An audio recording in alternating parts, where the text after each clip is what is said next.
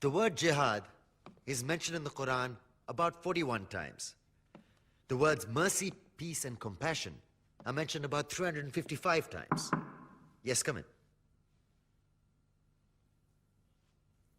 Come on in, Riaz. Sit down, please. Contrary to popular belief in most Western cultures, Islam is a religion that preaches peace and tolerance. Yes, Patricia.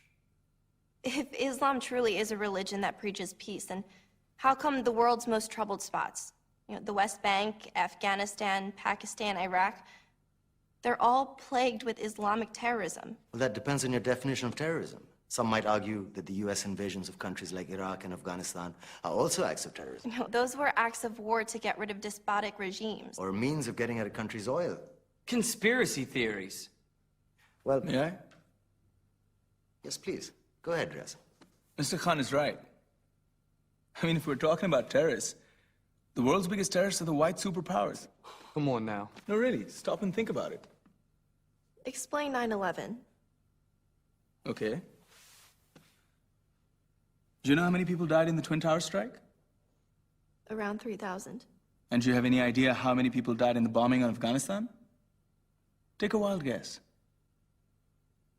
More than 15,000 people died. And that's just conservative figures. About 50,000 tons of explosives were dropped on innocent civilians. Men, women, children. Yeah, but that was because of the Taliban. Now that you brought it up, did you know that the Taliban was a creation of the CIA to fight the Russians? Whatever. They were still harboring terrorists. Yeah, right. Terrorists that were never found. Just like the weapons of mass destruction that were never found in Iraq. Do you want to get into the death toll in Iraq? 500,000 civilians and counting. And what do Britain and America say when they don't find these weapons? It's simple. They just say sorry. And still refuse to relinquish control of these countries. What are you trying to say? What I'm trying to say is that just because you're American, wear a fancy suit, and call yourself the president, doesn't make you any less of a terrorist. I'm saying that if you don't stop meddling in other people's countries, you will face a backlash. If Muslims like you feel that way, then why don't you get out of our country? We will. As soon as you promise to leave ours.